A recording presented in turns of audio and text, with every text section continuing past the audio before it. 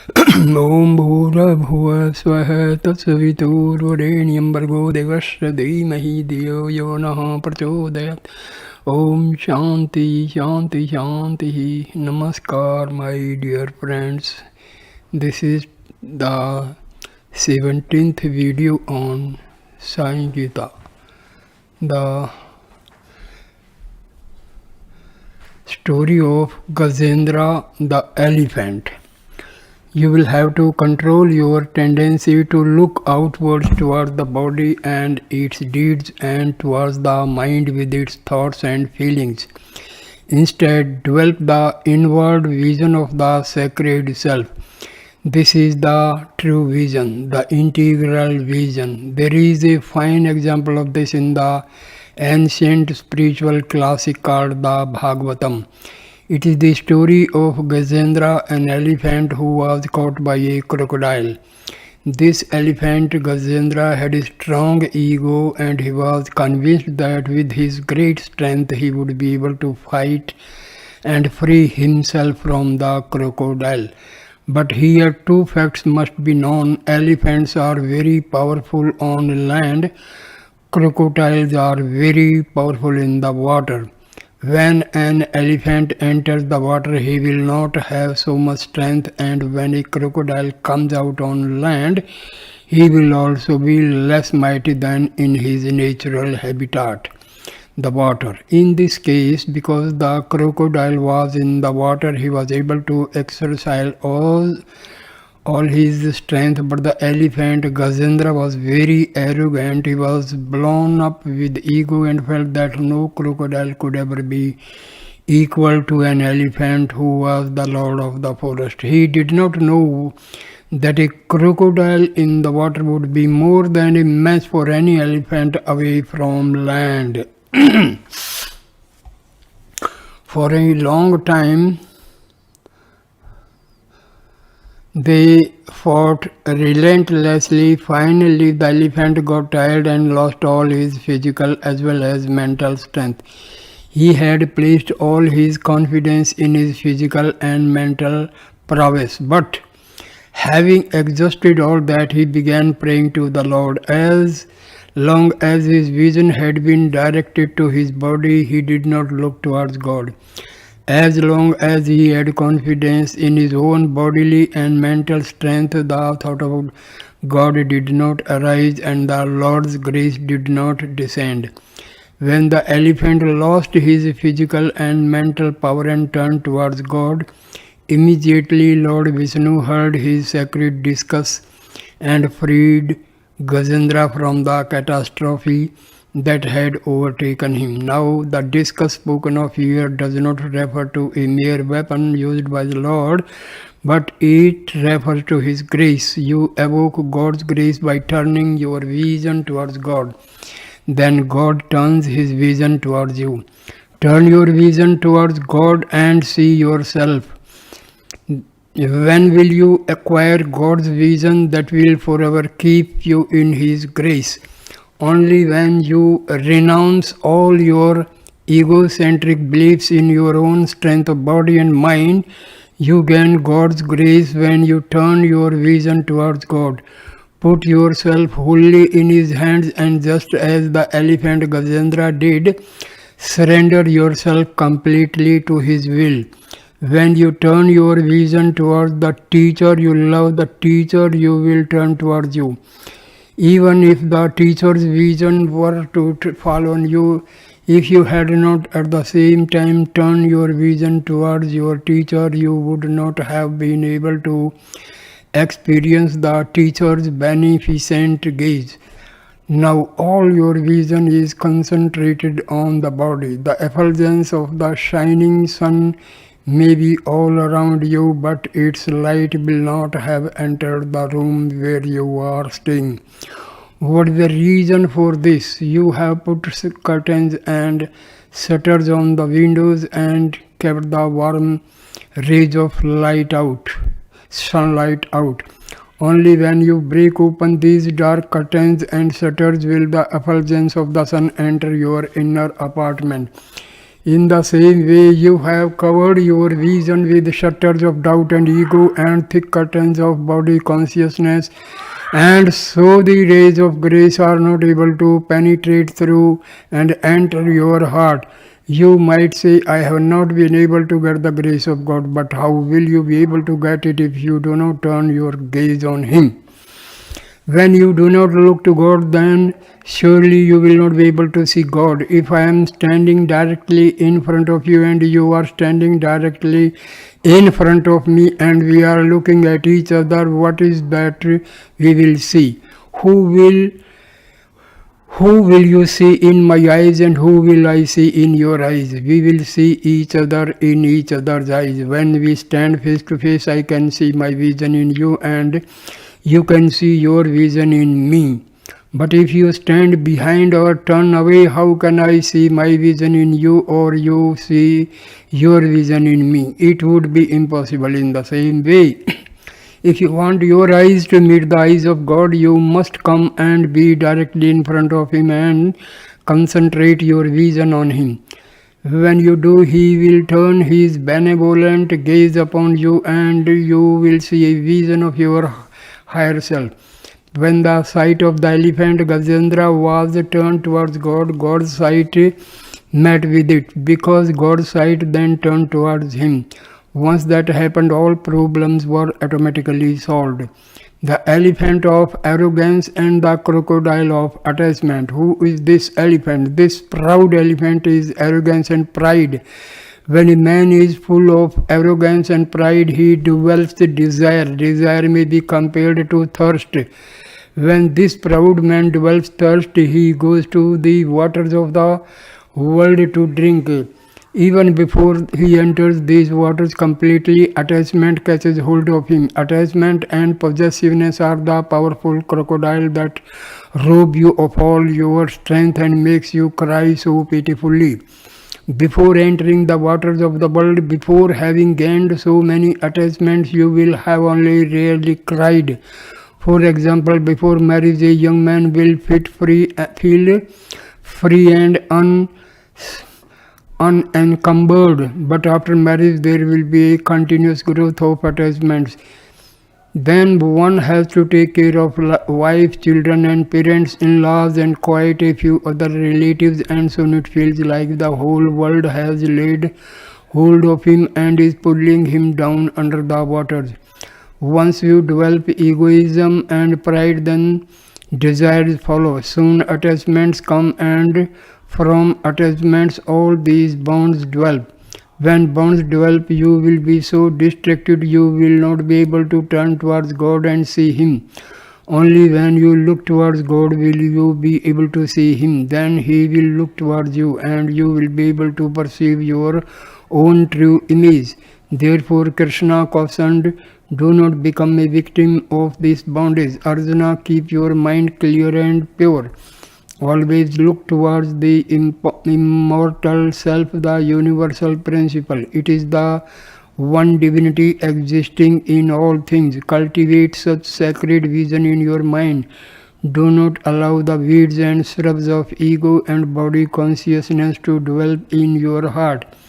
Instead, grow the tree of God's grace in your heart. Turn your sight towards God. Let this be your objective. Make that your goal. To become free, surrender your mind to God. The entire world is made up of three qualities. These qualities constitute illusion. They can be spoken of as density or inertia, action or reaction, and balance or harmony. Although their effects are very different, all three qualities befog your understanding. As long as these qualities reside in your heart, you will remain in bondage, embodiments of love. Among the three qualities enumerated above, the first two, namely inertia and excessive activity, are responsible for all the sorrows, grief, troubles and problems that you experience. Whenever torpor, laziness, drowsiness or sleepiness manifest, or whenever unconscionable fear or rage or hatred take hold of you, then you are overwhelmed by the quality of inertia or density, which in Sanskrit is called tamas. Whenever strong desires, frenzied activities, impatience, passion, emotional and self-interested actions of all kinds predominate, then the second quality, which is in Sanskrit called rajas, holds sway over you.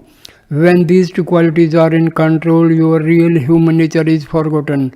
They bring out the animal nature and the demonic nature in human beings. Therefore, to begin with, these two qualities of tamas and rajas will have to be expunged from you. Root out the weeds of tamas and rajas. A farmer who wants to gain a good crop starts by removing the weeds from his field. As long as the weeds cover the field, depleting the soil of nutrients and energy, the crops will not have a chance. Therefore, the removal of this unwanted growth is an essential precondition for raising a good crop. In the same way, if you want to gain enlightenment, if you want to realize the bliss of the eternal self, if you want to abide in the unending joy of Atma, you will have to remove from the field of your heart the weeds of tamas and rajas. They have rooted there in the form of desire, anger, greed, delusion, pride and jealousy. The baneful inner enemies which must be conquered. These inner enemies are the children of tamas and rajas. They keep you locked up in delusion. As long as these weeds remain within you, you will not be able to reap the bliss of the Atma. The first chapter of the Gita is filled with Arjuna's anguish and wailing. The two qualities, tamas and rajas, had taken over his heart and were responsible for Arjuna's grief and sorrow. Krishna taught Arjuna that in the first place he had to root out tamas and rajas from his heart, so that he could fully express his human nature. But to express his true divine nature, even the third of the three qualities that make up illusion, the one which in Sanskrit is called Sattva and which is characterized by a balanced, peaceful manner, had to be transcended. It is also a limitation which covers your divine nature, although with a very fine veil. All three qualities keep you locked into the individual personality and prevent you from fully realizing your divine self. Krishna told Arjuna, offer all three qualities, tamas, rajas and sattva to me. Then you will be free of timidity and sorrow, and you will be able to achieve victory in the sattva to me. Then you will be free of timidity and sorrow, and you will be able to achieve victory in the world. Clean your heart thoroughly to welcome God there. If you are inviting a great spiritual being such as a sage or a revered teacher to your house, there are certain preparations which you will have to undertake in cleansing, adorning and decorating your house. You will have to clean inside and out and bring order to the surroundings before the guest arrives.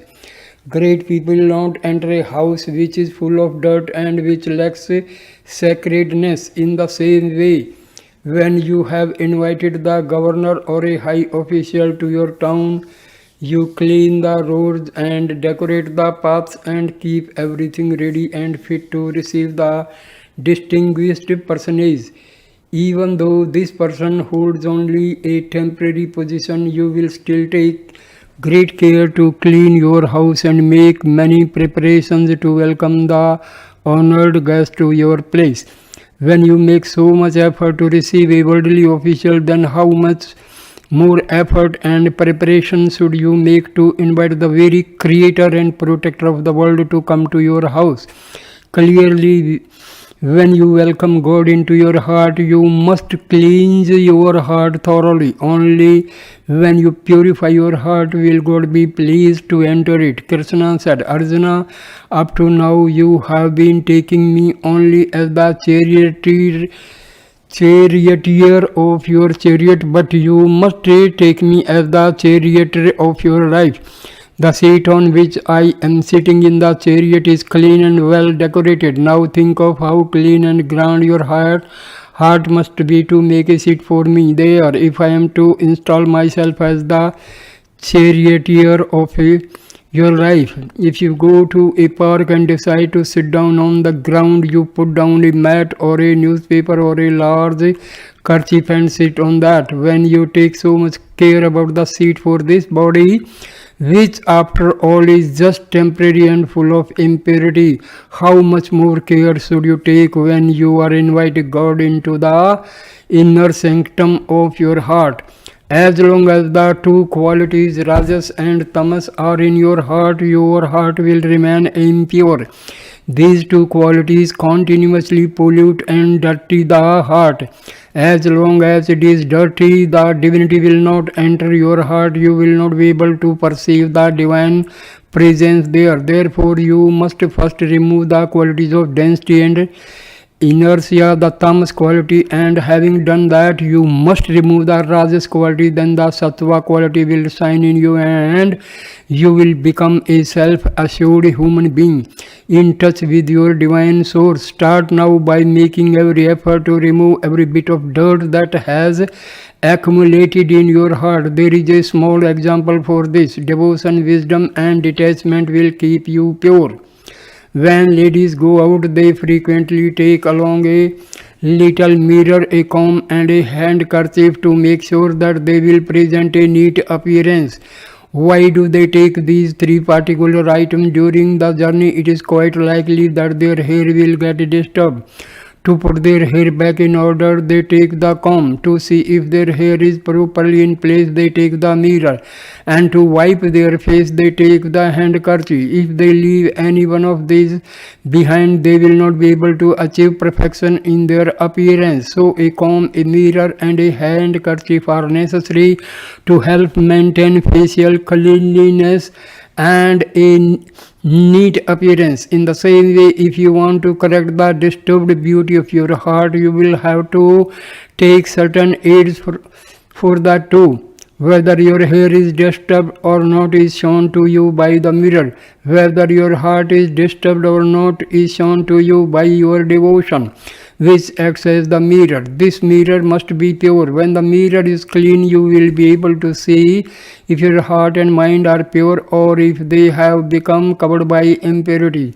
When you recognize that your heart is disturbed, you have to correct it, and for this purpose you need a comb, namely the comb of wisdom. Wisdom clarifies the heart and returns it to a state of order and beauty. Then, just as you have a cloth to clean the dirt that has come on your face, you have to remove the dirt that has entered your mind with the cloth of detachment. With the help of detachment, you can wipe off all the dirt that has accumulated in your mind. Just as ladies take these three things, the mirror, the comb and the handkerchief, along with them whenever they go out on a journey in the world, so also in your journey of life you have to take devotion, wisdom and detachment to keep your heart and mind pure. The characteristics of rajas. We have already considered the tamas quality which binds you to your lower nature. Now let us examine the characteristics of the rajas quality which also locks you into the lower realms of being and keeps you from expressing your true human potential. A person who is filled with rajas will always be hasty in everything. He will have no patience or forbearance. He cannot be steady for even a moment. And he will exhibit a great deal of anger. Not only this, he will also have unlimited desires. These are all characteristics of the rajas quality. This becomes clear when you go to watch animals in a zoo. Be it a cheetah, a tiger or a fox, they will not be quiet and steady for even a moment. The reason is that they are filled with an excess of rajas. When rajas enters your heart, it makes you unsteady in body and mind. You will be restless all the while. Not only does it make you unsteady, it also keeps you in delusion. When you are deluded, you have strong desires for the objects of the world. As these desires manifest in your heart, you take action to procure these different things for yourself. In that way, delusion leads to desire and desire leads to action. These three, delusion, desire and actions, are the powerful qualities which are the characteristics features of Rajas. It is because of Rajas that you constantly move about. For example, when you sit in a particular place, you find you will not be steady for very long. Some part of the body or other will always be moving. This may be compared to the aspen tree. Even if there is no breeze or wind, the leaves in such a tree will always be moving. The same applies to a horse. The word for horse in Sanskrit refers to that which has no steadiness. Whenever you see a horse, whether it be the head, the tail or the legs, some part of it will always be moving. That's why in ancient times a specific called the sacrifice of the horse was performed as a symbolic ritual to elicit the help of the gods in the practice of steadying the mind. Remove all three qualities and gain liberation.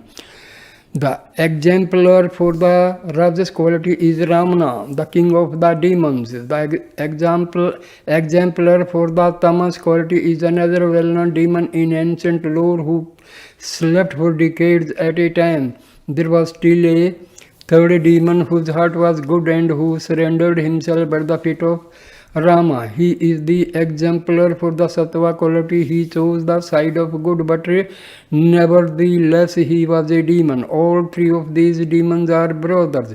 If you allow the first two into your heart, they will lead you into endless harm and grief. If you let the third one dominate you, he will lead you into the activities and ways of living that are good. But nevertheless, he will also keep you immersed in delusion and forgetful of your true divine nature.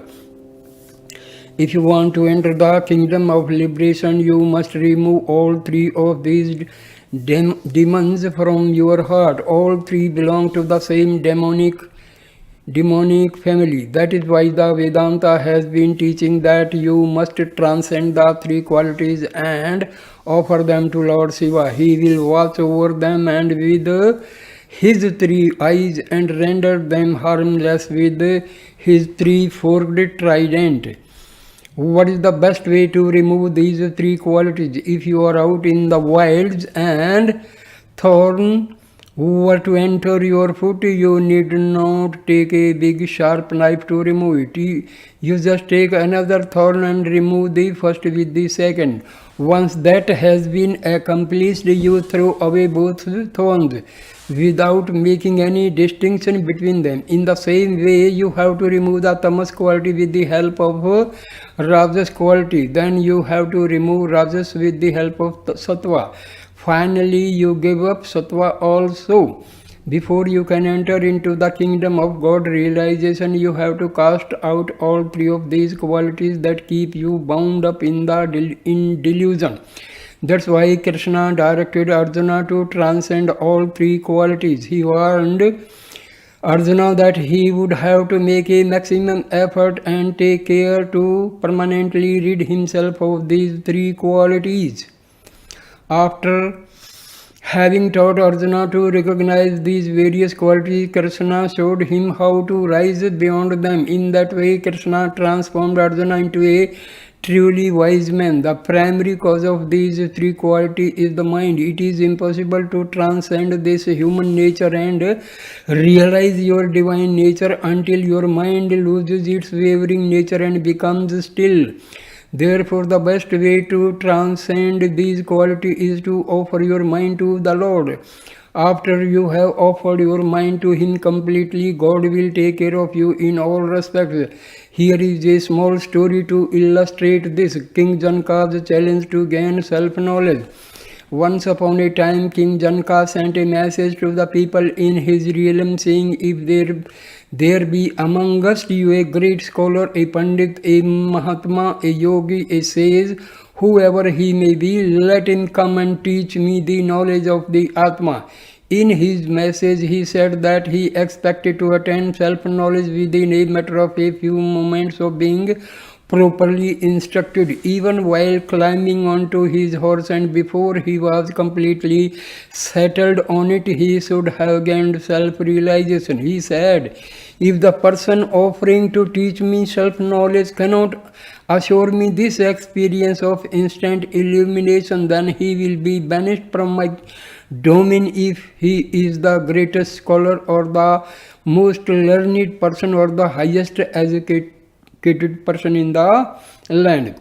Well, all the Pandits and sages were a little frightened by this requirement. They saw that this would be a severe test on their scholarship and learning, and so no one dared to come forth and offer himself to instruct the king and meet the conditions that had been posed. It was at this point that the boy Ashtavakra entered the kingdom. While he was going on the road toward the capital city, he met a number of people coming from there, including quite a few scholars and pandits. All of them had long faces, looking worried and grief-stricken. Ashtavakra asked them what the cause was for their worry and grief. They explained to him all the things that had happened. But Ashtavakra could not understand why they should get frightened over the king's pronouncement if they had truly mastered the teachings and realized their truth. He said, I will gladly solve this problem for the king. So saying, he directly entered the court of Janaka. Ashtavakra addressed the king, my dear king, I am ready to teach you the knowledge of the Atma, but this sacred knowledge cannot be taught so easily. This place is full of rajas and tamas. We must leave here and enter an area that is pure sattva. So they left the palace on horseback and went along the road leading out of the city towards the forest. As was the custom, whenever the king went outside the palace walls, the army followed close behind. But when they approached the forest, King Janaka directed the soldiers to remain outside and not follow them into the forest. Ashtavakra and Janaka went deep into the forest. Ashtavakra told King Janaka, I am not going to teach you the knowledge of the Atma unless you accept my conditions. I may be only a young boy, but since I am to teach you, I am in the position of preceptor. You may be an all-powerful emperor, but since you are going to learn from me, you are in the position of the disciple. Are you prepared to accept this relationship? If you agree, then you will have to offer the traditional gift to the teacher, the gift that is given by the disciple to the Guru. Only after you give me your offering will I start my instruction to you. King Janaka told Ashtavakra, the attainment of God is the most important thing to me, so I am prepared to give you absolutely anything you want. You can have my crown and the kingdom itself. But Ashtavakra replied, I don't want any material things from you. All I want is your mind. You must give me your mind. The king answered, all right, I offer my mind to you. Up to now, I thought this was my mind, but from now on, it is yours only, yours alone. Janaka achieved self-realization. Ashtavakra told Janaka to dismount from his horse and leave it by the side, and then he told the king to sit down in the middle of the path. Ashtavakra walked further into the forest and sat quietly under a tree. Outside the forest, the soldiers waited for a long time. Neither the king nor Ashtavakra showed up, although it was long after the customary time when the king would have his repast. Both the officers and the soldiers who loved their king and were very faithful to him became anxious to find out what had happened to him. So one by one they stole into the forest to look for King Janaka and the little boy who was with him, suspecting some foul play. When they went along the path leading into the forest, they were relieved to find the king seated there in the middle of the path. His horse was standing next to him. The king had his eyes closed and he sat motionless. The boy Ashtavakra was not to be seen. The officers addressed the king, but he did not answer. They feared that Ashtavakra might have exercised some magic spell over the king and had made him lose consciousness. They went to look for the prime minister. The prime minister came and addressed Janaka, O king, O king, O king. But Janaka did not open his eyes. He did not move at all. The prime minister became very frightened. Not only the prime minister but all the other officials from the palace who had come were now getting thoroughly concerned. The king had always kept to a rigorous schedule. He took his supper at the same time every day. Now that time had long since passed, but the king still had not stirred. In this way, the day went on and evening came, but the king did not move from his position, sitting there immobile on the ground. Left with no alternative, the prime minister sent the chariot back to the city to bring the queens, thinking that if the queens spoke to the king, he would surely respond. The queens came and addressed the king. Maharaja, Maharaja. The king did not stir. There was absolutely no response from the king. Meanwhile, the soldiers searched thoroughly the whole forest for Ashtavakra. At last they found him under a tree. Ashtavakra was immersed in divine ecstasy. The soldiers called out to him and exhorted him to answer their queries. Ashtavakra came out of his self-absorbed blissful state. They implored him to come to the place where the king was. Ashtavakra asked them, why are you all so worried? The king is safe and everything is all right. But they insisted that Ashtavakra come along with them and brought him before the king seated in the middle of the path. The king had his eyes closed. His body was completely still. The soldier said, here, look for yourself. See what has happened to the king. Until that time, whether the prime minister or the other ministers or the queens or any of the court officials or soldiers or common people had called out and addressed the king, he neither opened his mouth in answer nor opened his eyes in acknowledgement. But now Ashtavakra came and spoke to the king. King Janaka immediately opened his eyes and replied, Master. Ashtavakra questioned the king. Well, the ministers have come and the soldiers have come and also many others have come. Why did you not reply to their entreaties? Janaka answered, thoughts, words and deeds are associated with the mind and I offered my mind entirely to you.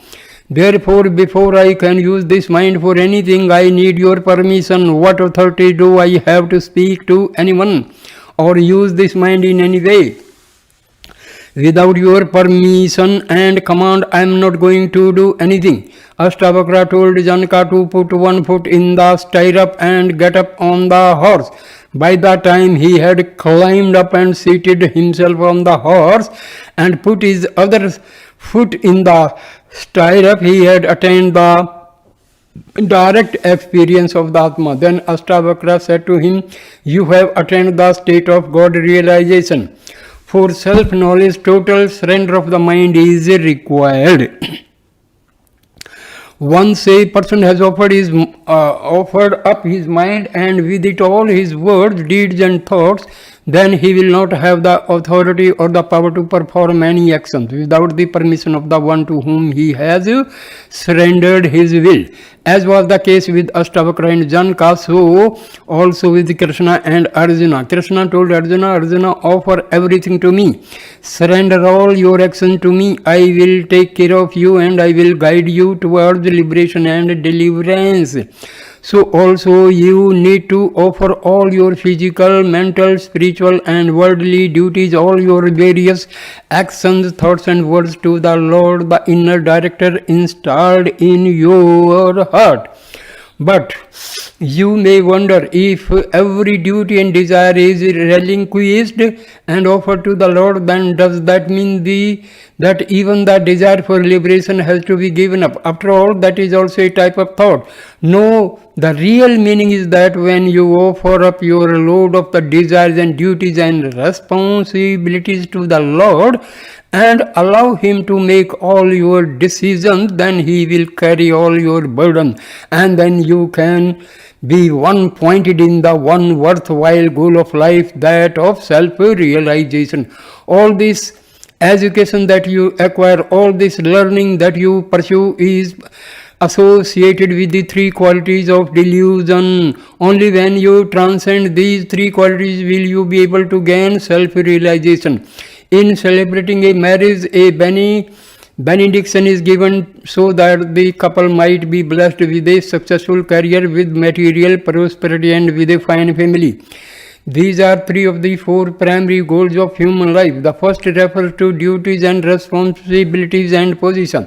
The second refers to the accumulation of wealth, and the third refers to the desire for progeny and continuation of the family line. All three of these goals have to do with the worldly life, but there is a fourth goal of human life. That final and most important goal is liberation. The fourth goal relates to the spiritual life. The first three of these goals of life cannot be considered equal to the fourth, which is liberation. Offer up all your little acts involving these first three goals, give them all to the Lord, and trade them in for the one priceless treasure which He will give you in return, namely liberation. Consider the following example.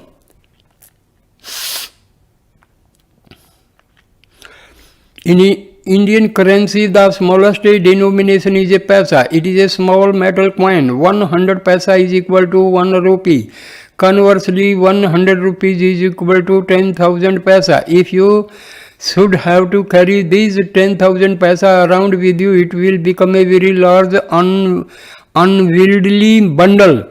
Also, it will be quite difficult to hide and protect such a big bag of coins. If you were to heap all of these 10,000 paisa into one small cloth, the cloth would soon get torn, and before long the coins would fall out. Krishna told Arjuna, I will give you a 100 rupee note. Give that whole pile of change that you are carrying, consisting of 10,000 paise, to me. This 100 rupee note and this 10,000 paisa are equal to value. But what a great difference there is in the burden of carrying them around with you. It is the same with all these many little duties and worries and thoughts of various types that burden you.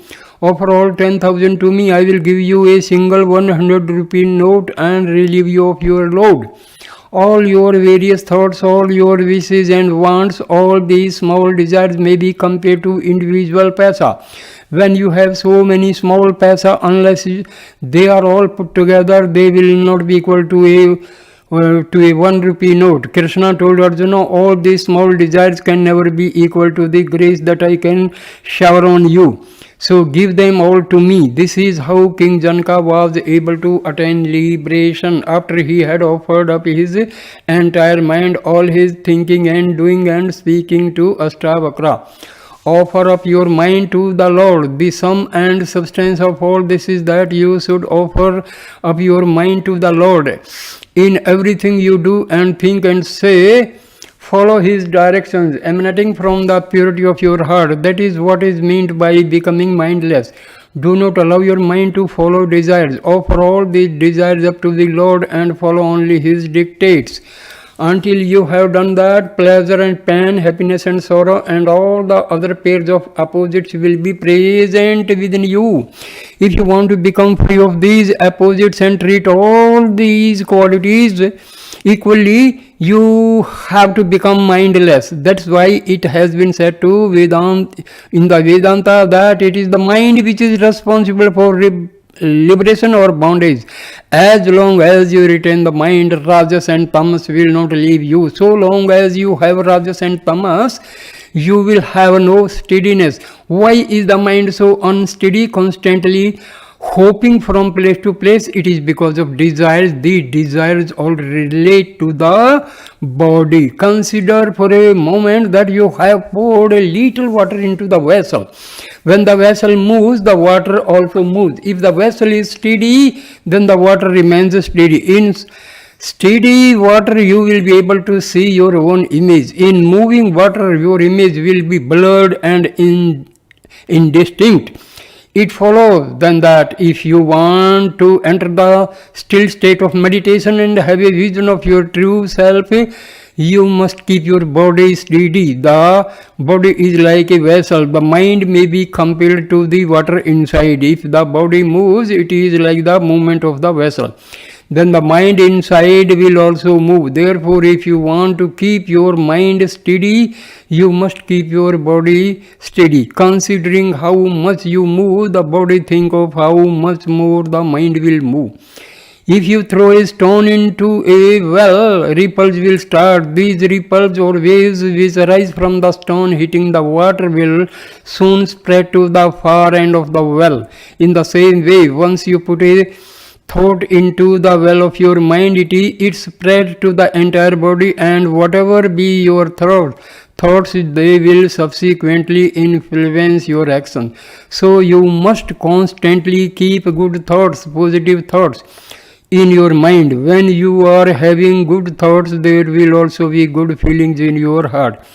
If negative thoughts enter your mind, then in whatever you see, in whatever you hear, in whatever you say, and whatever you go, wherever you go, these negative thoughts will lead to harmful actions and grievous results. Steady your mind and your body. When you are sitting, the posture should be erect, not like that of an old person, all bent over. You should be steady and straight. You should not go to the other extreme either of raising your head up, nor should you turn your head to one side or the other. For meditation, it is very important to have an erect sitting position. If you were to imagine a little line going vertically down through the top of your head, it should go straight into the base of your spine, the center of subtle energy at the bottom of your spine.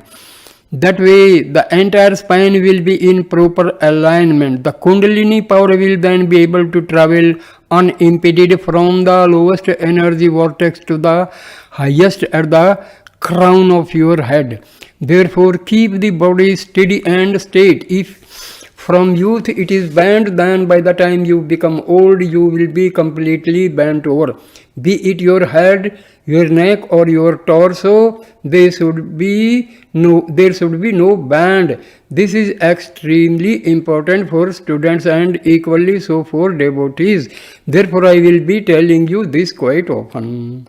Why are you studying at all? What is the goal of your studies? Truly, you are studying in order to steady your mind and body. Except when you are playing, you should not be moving too much.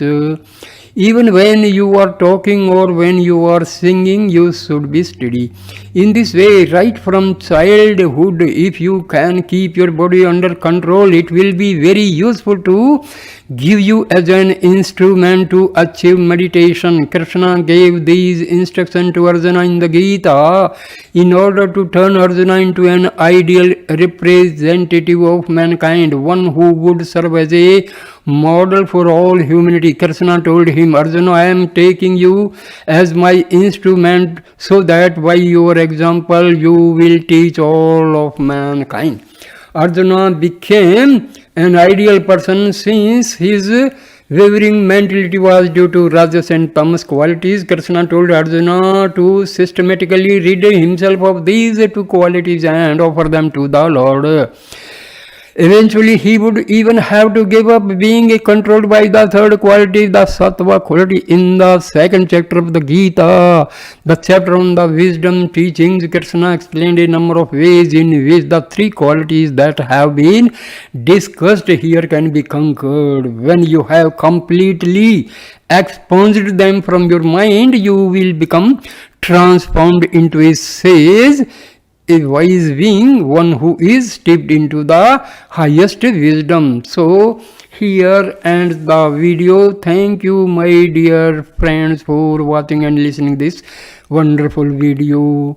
Thank you so much. Thank you, my dear friends.